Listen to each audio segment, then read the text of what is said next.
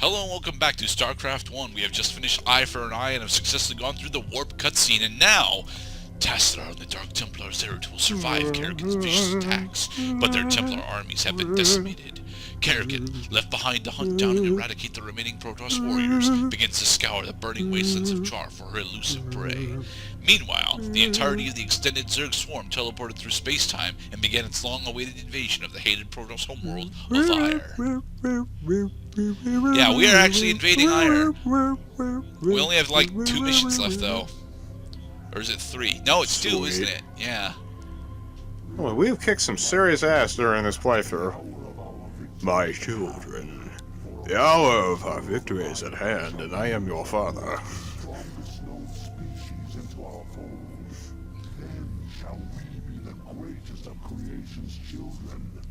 We shall be perfect. Yet before I can be made manifest upon this world, the way must be prepared. The way must be prepared. Please, bring me fluffy pillows and a comb. I could also use those eye drops finally. Go now, my cerebrate. Secure the crystals and bring swift wrath to all who... Swift wrath. Alright, these last couple of missions have a small difficulty spike in them. I don't like the spike that we have to deal with, but to be perfectly honest, you can cheese this mission out relatively easily if you know what the fuck you're doing and or are a speedrunner. I am neither of these things, so yeah. We don't just have to bring a drone to the Kadarin formation, as you can tell by the beacon that we've got here. What we also must do is bring the drone back after it's done harvesting.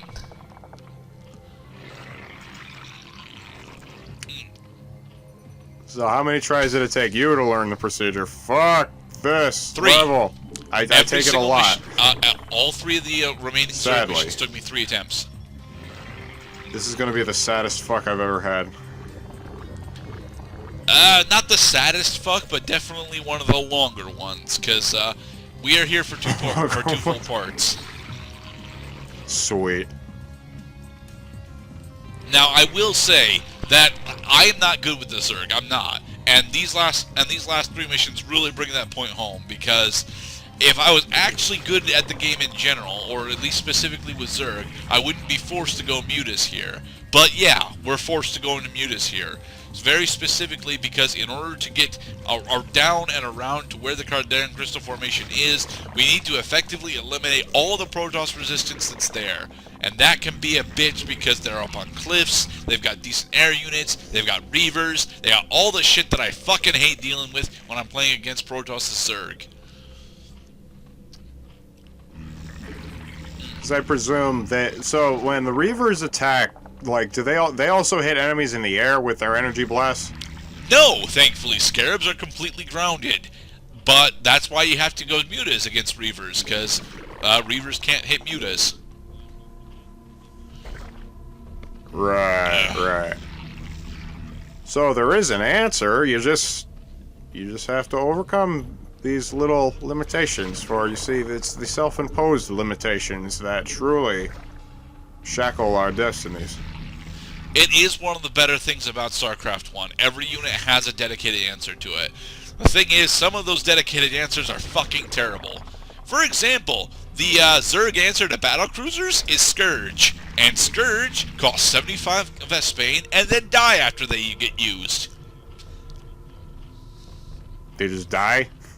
Yeah, they just die, because that's their attack. They're kamikaze bombers. They charge at the enemy, and if they land, they do a significant amount of damage.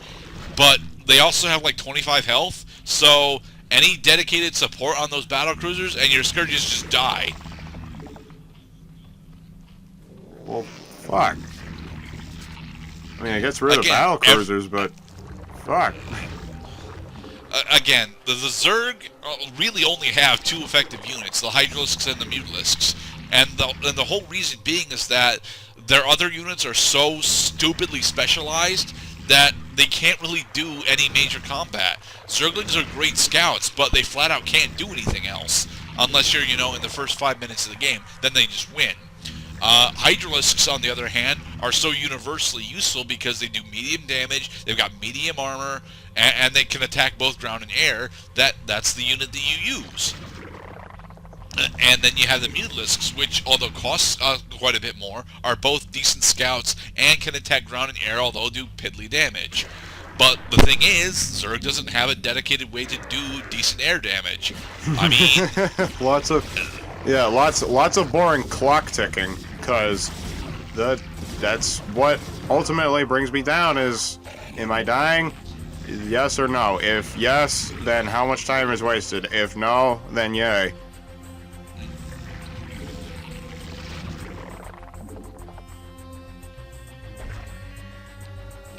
now, I will say that, me being terrible at Zerg is not the reason why this mission sucks. This mission sucks, well, for me, because I'm terrible at Zerg, but mostly this mission sucks because we're forced to go into Mutalisk, which, as I have said repeatedly now, Mutalisk blow. They just do. They're not a good unit, but they're the only other unit that we have, so we have to use them.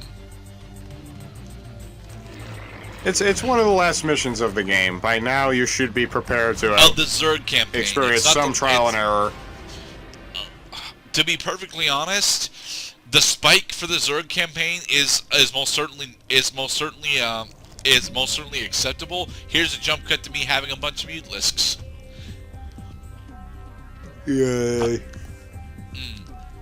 But yeah, what we're trying to do here specifically is get 1-1 with our first wave of mutas, send them out as scouts, and we want to do this because we eventually need to go and colonize the base that's directly to the far east of us, which is over here. Yes, over there. Go.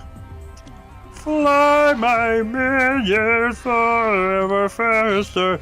Go to see the best. Oh no!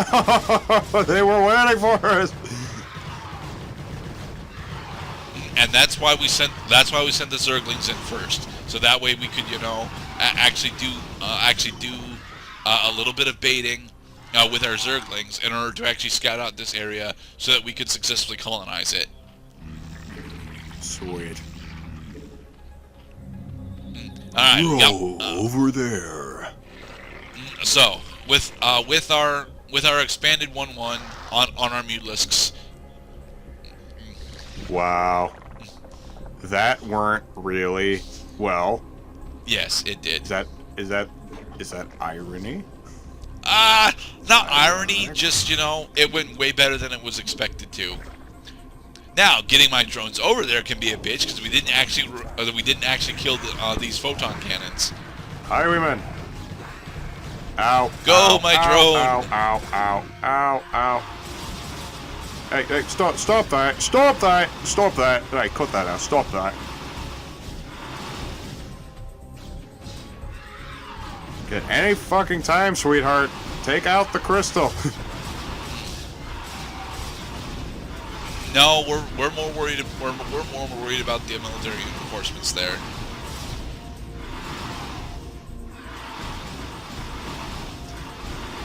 Oh look, there's a Reaver down there. I didn't see him.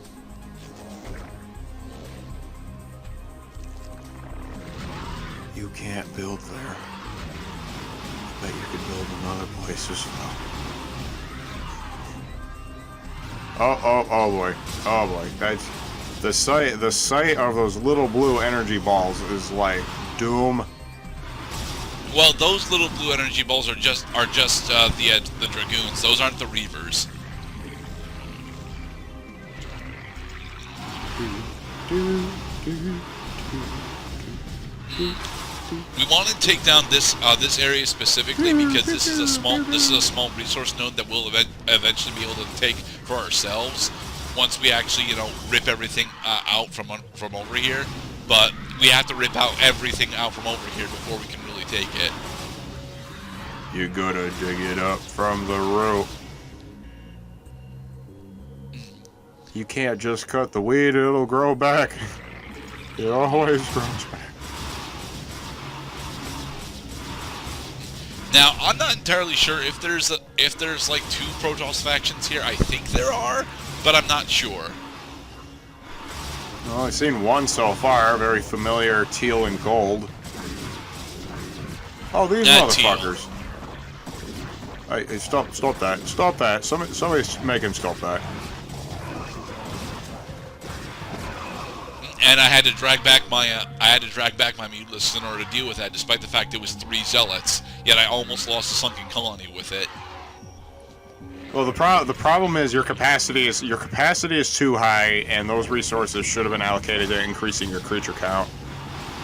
But that's the thing. The creatures that I could use, that I could generate right now, are specifically just Zerglings and Hydralisks, and I can't use either of those. I need the mobility of the Mutilisks in order to attack these nodes. And if I attempt to use anything else, pretty much, they just get ripped apart by the ground forces.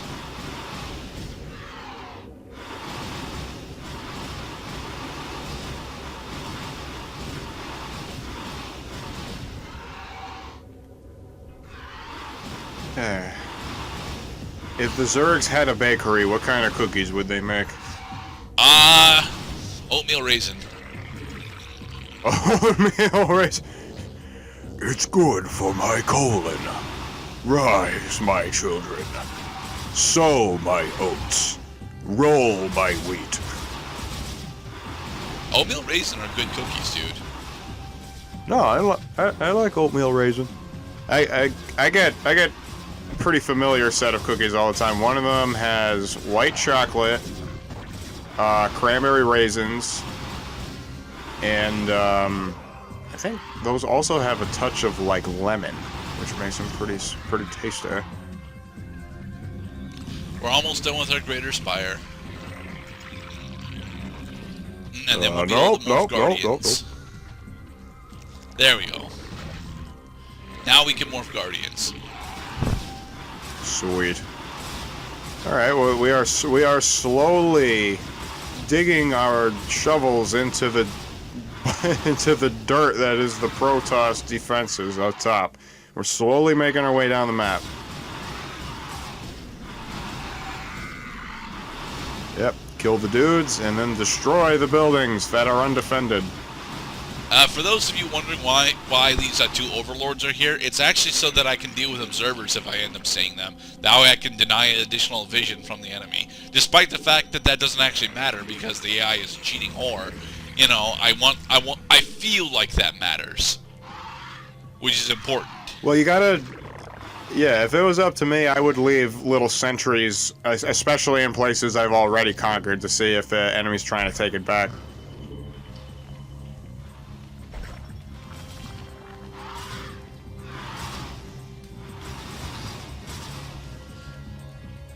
There's a lot of green on this map, which is, honestly, it's pretty refreshing, because I think we spent the last, like, 5 parts on Planet Char. Yeah. I mean, Char used to have forests, and then it said Char. I don't actually think it did, to be perfectly honest. I think Char was always a volcanic wasteland. Well, because you need to have something to char. That's like you don't put toast into a toaster. You put bread into a toaster. Although that's true, you forget that that StarCraft 1, well, the StarCraft universe in general doesn't necessarily follow our definition of biological law. So, for example, it is quite possible that that Char used to be significantly more rocky and craggy, and then the volcanic shift started happening, which caused the overworld to just start burning and catching fire all over the place. Well, I would think it wouldn't be less rocky in the I would think it would be less rocky in the beginning because terraforming is an act of volcanic is the product of volcanic activity. We didn't see all that much water while we were on Char, dude. Well, does terraforming specifically refer to, like, the installation of organic life? Because I just... No, terraforming. I put it more like terraforming. Very specifically refers to the changing of a planet's geology in order to, well, actually just a change of the planet's geology, not necessarily with an intended goal of mine. right, geology, rocks, metamorphic, ring of fire island forming.